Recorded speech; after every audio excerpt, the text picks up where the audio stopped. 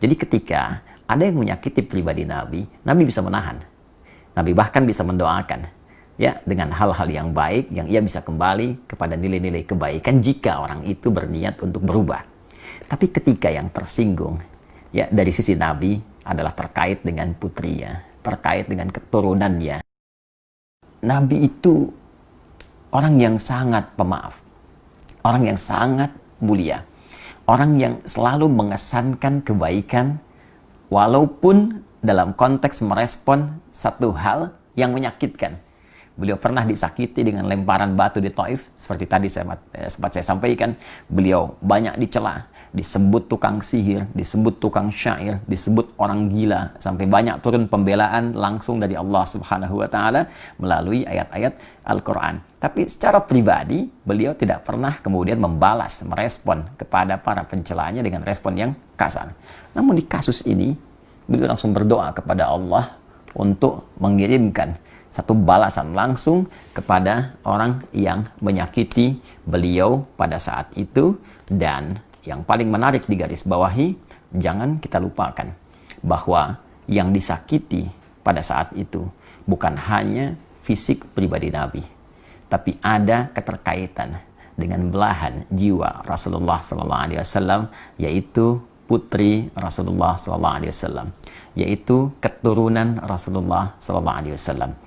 Jadi ternyata ada sementara ulama yang membaca peristiwa ini dengan satu pandangan yang sangat luas, dengan berkata bahwa Nabi SAW akan begitu peka dengan belahan jiwanya, akan begitu peka dengan keturunan dan keluarga besarnya.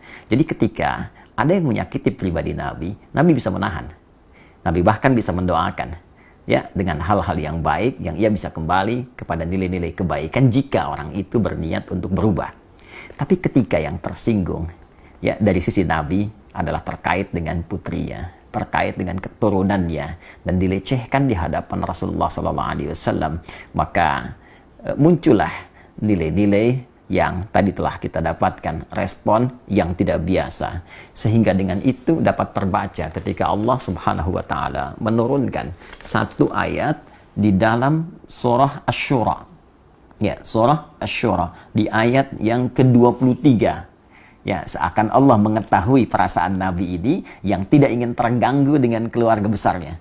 Ya, yang tidak ingin dinodai keturunan-keturunan beliau sallallahu alaihi wasallam, sampai Allah menurunkan satu ayat yang tidak biasa. Ya, perhatikan bagaimana Allah menyampaikan di ayat ini, surah ke-42, surah Asy-Syura di ayat yang ke-23. Dzalikal ladzi yubashshirullahu ibadahu alladzina amanu wa 'amilus shalihat. Ini dibuka dengan kalimat, demikianlah Allah memberikan kabar gembira bagi orang-orang yang beriman dan beramal soleh. Ini meneruskan pernyataan Allah di ayat ke-22-nya yang menjamin orang beriman, beramal soleh ditempatkan di Raudhatul Jannah, di taman-taman surga. Ya, namun setelah itu, perhatikan lanjutan ayatnya. Qul la as'alukum alaihi ajra. Ya, katakan Muhammad sallallahu alaihi wasallam kepada seluruh umatmu bahwa risalahku ini, dakwahku ini, aku sampaikan dengan tanpa mengharap imbalan apapun dari kalian. Aku tak berharap uang kalian, tak berharap harta kalian, tak berharap materi kalian. Illal mawaddata fil qurba. Ya, illal mawaddata fil qurba. Kecuali satu saja. Aku berharap cinta kalian kepada kerabat-kerabatku. Illal mawaddata fil qurba, kecuali cinta dari kalian terhadap kerabat-kerabatku, terhadap hubungan kekerabatan denganku. Mari kita lihat bagaimana komentar para ahli tafsir yang memberikan tafsiran di Quran surah ke-42 Asy-Syura di ayat ke-23.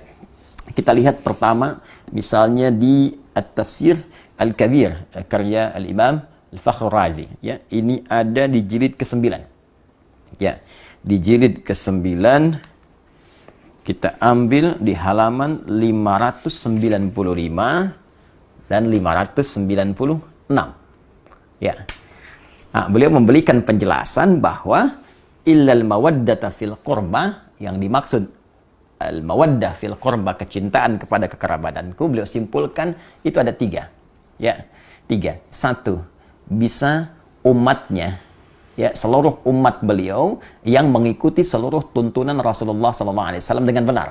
Ya, mengerjakan segala perintah, meninggalkan segala larangan. Ya, kita bisa lihat di sini. Ya, ada tafsiran demikian, kita bacakan. Nah, ini dia. Ya. Fa in hamalnahu 'alal qarabah fahumul al, wa in hamalnahu 'alal ummah alladzina qabilu da'watahu fahum aidan al. Ya, jadi tafsiran pertama diartikan seluruh umat Rasulullah sallallahu alaihi wasallam yang mengikuti dakwah Nabi sallallahu alaihi wasallam, mencintai Rasulullah sallallahu alaihi wasallam, mengerjakan perintah-perintah Nabi, meninggalkan segala larangannya, maka mereka pun disebut dengan al, ya, keluarga besar Muhammad sallallahu alaihi wasallam dalam konteks pengikut dakwah dan risalah beliau. Ya, itu diikutkan pada firman Allah di Quran surah ketiga Ali Imran di ayat ke-31 di keumuman maknanya. Qul in kuntum tuhibbunallaha fattabi'uni yuhibbukumullah wa yaghfir lakum dzunubakum. Katakan Muhammad SAW, jika kalian semua umat-umat Muhammad SAW mencintai Allah, maka buktikan kecintaan itu, ya, dengan mengikuti tuntunan Rasulullah SAW. Ketika mengikuti tuntunan Rasulullah, maka dia dicintai oleh Allah seperti Allah mencintai Rasulullah SAW. Walaupun levelnya berbeda, tapi rasa cinta itu diturunkan. Karena Allah mencintai Rasulullah, mencintai pengikutnya, maka ada hubungan cinta yang menjalin kekerabatan antara Rasulullah dengan umatnya. Tafsiran 1. Tafsiran kedua diartikan pula dengan sahabat-sahabat Rasulullah SAW. Ya, ini terambil dari isyarat firman Allah, was-sabiqun as-sabiqun ulaikal muqarrabun. Ya, di surah Al-Waqiah, surah ke-56 ayat yang ke-10. Ya, was-sabiqun as-sabiqun, dan orang-orang terdahulu. Jadi jelas, was-sabiqun itu tafsir yang paling lebih mendekatinya, ya, bisa dikatakan lebih tepatnya itu kalangan para sahabat, ya, karena mereka disebut dengan as-sabiqun al-awwalun, orang-orang pertama yang masuk Islam, ya, ada 40 orang, ya kan? Setelah itu sahabat-sahabat lain menyusul, was-sabiqun as-sabiqun, ya, adapun golongan orang-orang yang awal-awal masuk Islam, golongan-golongan terdahulu, ya, ulaikal muqarrabun. Nah, merekalah yang kemudian didekatkan kepada Allah, didekatkan kepada Rasulullah SAW. Ini langsung penegasan dari Allah bahwa mereka termasuk muqarrabun, ya, orang-orang terdekat dengan Rasulullah SAW. Jadi yang kedua, Al-Imam Fakhrul Razi mengartikan illal mawaddata fil qurba. Qurba di sana dimasukkan sahabat-sahabat Rasulullah SAW. Nah, tapi yang paling menarik ada yang ketiga, dan ini menempati level yang tertinggi. Yaitu langsung keluarga besar keturunan Rasulullah sallallahu alaihi wasallam.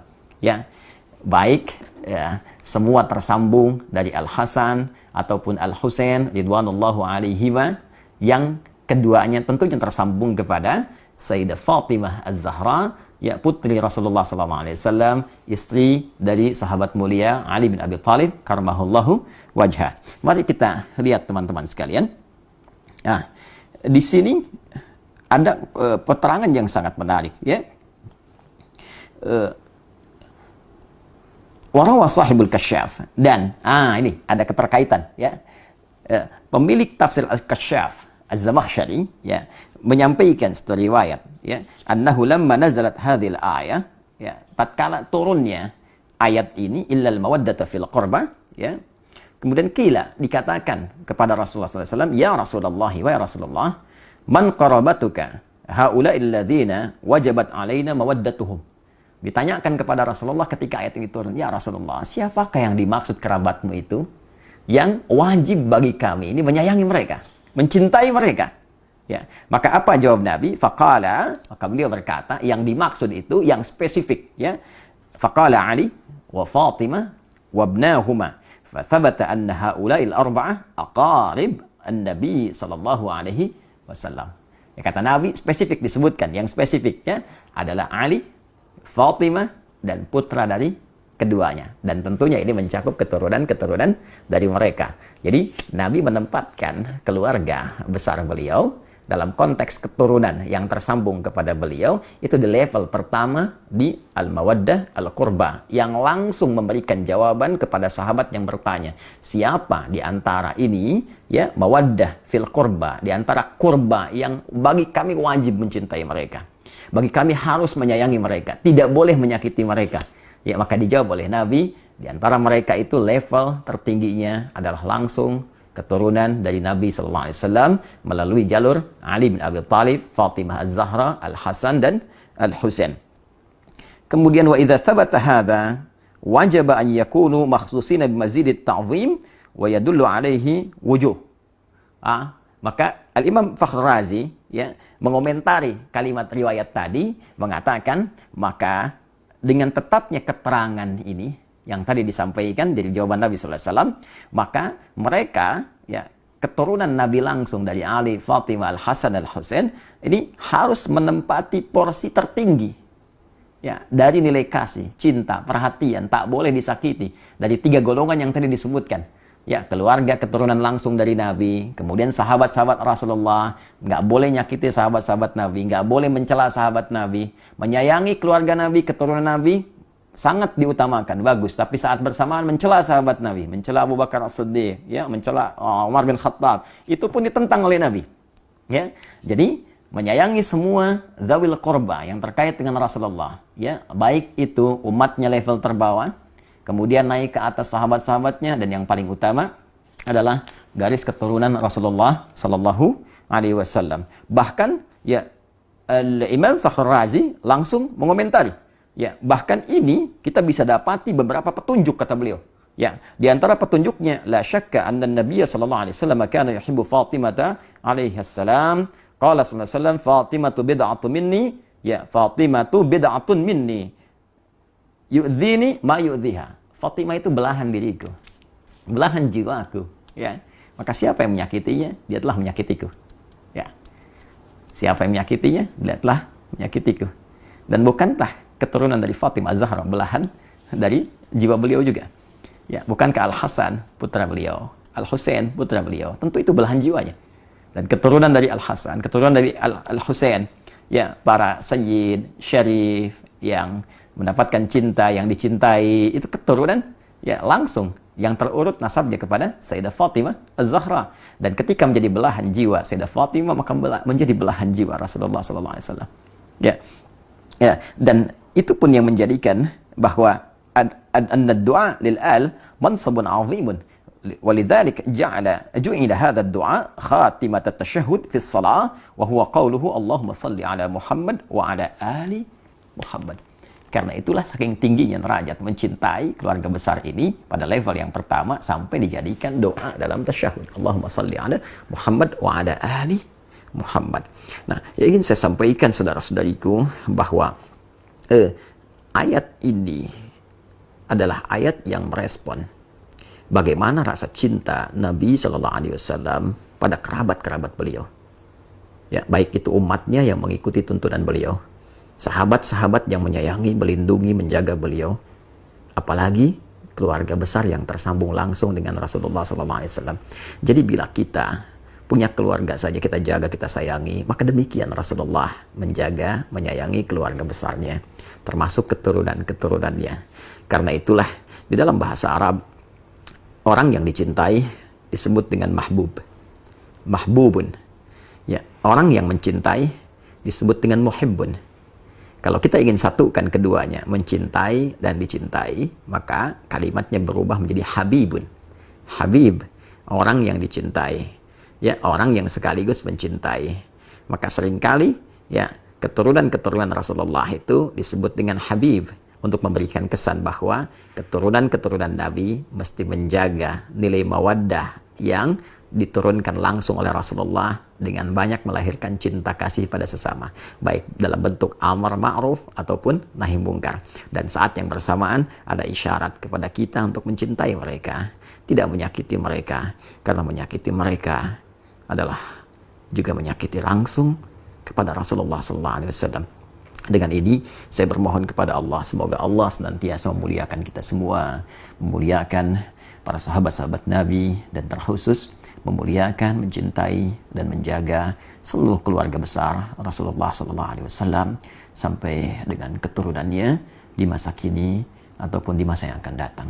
Saya pun memohon maaf jika dalam setiap tutur perilaku ada tindakan-tindakan yang boleh jadi menyakiti keluarga besar Rasulullah SAW, dan semoga maaf Anda, kasih sayang Anda menjadikan peluang yang terbuka bagi saya untuk berjumpa dengan Rasulullah SAW dalam keadaan yang gembira bersama Anda semua dalam naungan ridha Allah Subhanahu wa Ta'ala.